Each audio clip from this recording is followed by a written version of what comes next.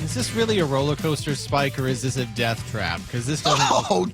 Dude! This doesn't look like a. This doesn't look like a.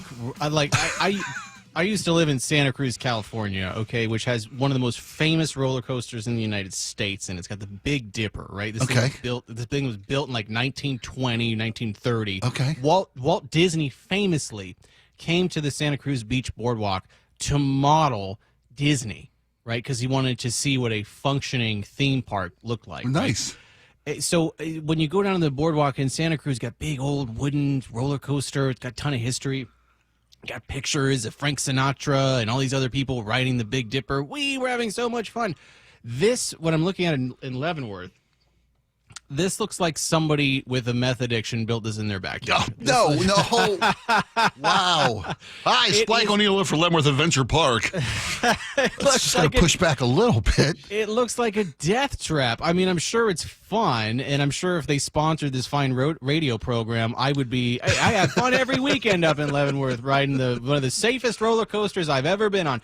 Andrew, you saw this thing though. Am I wrong in my assessment? This thing looks janky. Looks like you could fly off it at any point. I mean, it's a pretty stunning sight when you're driving. You turn onto the main stretch of Leavenworth towards Tumwater Canyon, and you see this on top of this huge piece of rock, this huge roller coaster that's pointing right at the road. And I can only just envision something going wrong, and then the cart just, like out of a movie, the cart goes down Main Street. Oh, you guys are killing me. You guys, man. I agree, it looks fun, but it's a little bit over the top, I think.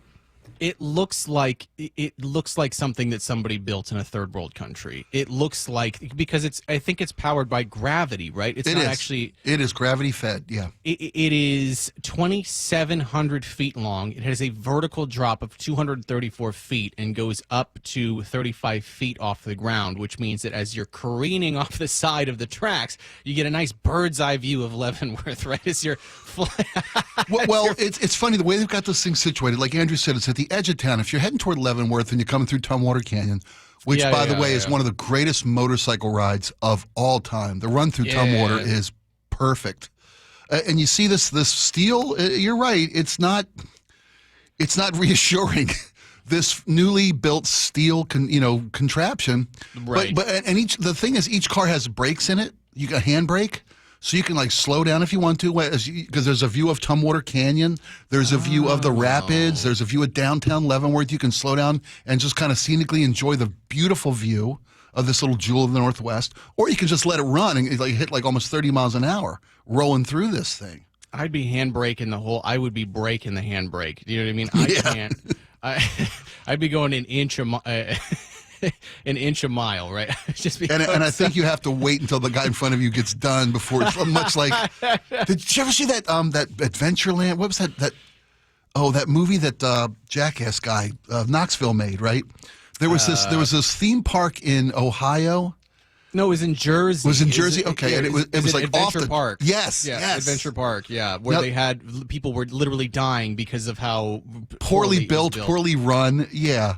Yeah, and based on a real park, but this is solid, man. If they wouldn't have been able to open it unless it was safe. No, I understand. I'm sure it's perfectly safe. I'm sure it's a lot of fun. It was built by meth heads, dude. I'm sure. Well, I mean, it's $20 for one ride, $48 for 3 rides. That's cool. Discounted tickets for ages. It's for kids ages 3 to 12. You go to Leavenworth, you get a little taste of Bavaria. You ride the roller coaster a couple of times. It seems like it's a good. I was being a little harsh on it. I'm just, from my perspective, as someone whose life is riddled with neuroses and insecurity. When I see this, I don't see fun and joy. I see death and anxiety. Basically, is what I see. Well, I'll tell you what. I will ride it with you. Oh, thank you, Spike. Yeah, because I think with my massive girth, we should be able to hit the top speeds easily. It'd also be like my airbag, just built in right in there. Nice. So if we go off, it'll be like, it's almost like that scene in Heavyweights where they have the big inflatable. Like when people jump off of buildings. Yeah, the airbag thing. Yeah, the blob, the big airbag. It'd be like that. So you would land first, and then I would land on top, and I would be fine, and you would be fine as well. I'd be fine. They couldn't penetrate this shield. Hey, I've ridden the Cyclone on Coney Island. Yeah. Which is like a 100-year-old wooden coaster, and that thing scared the hell out of me. Not because Really? it was like negative G-force turns or any kind of mass.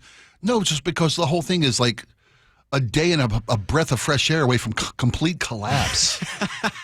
You know, that thing, I mean, it's so old and it's all wood. The whole thing is wood. And you're like, oh my God, and just creaks and reeks and cracks. And, I've just never been a roller coaster guy. You know, if I want to be uncomfortable and feel nervous and anxious, you know, I don't know. I'll date out of your league. That's what I do. I'll date out of my league, right? Or I don't know. I'll have a private one-on-one meeting with Brian Bucklew. I'm not a big coaster guy either. I get motion sickness back. Can't ride in the backseat of a car. Right. But I'll ride this thing with you.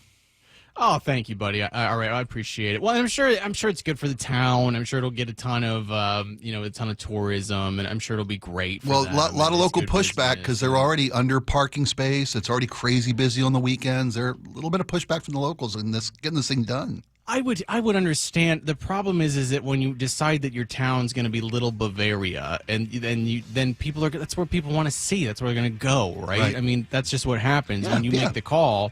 It's kind of like what happened to Carmel by the Sea when they decided, well, we're really going to lean into the whole rich guy, Aston Martin, Lamborghini thing to see if we can attract more dollars. And then people wonder why, you can't find parking on the weekends because Jay Leno is there. And,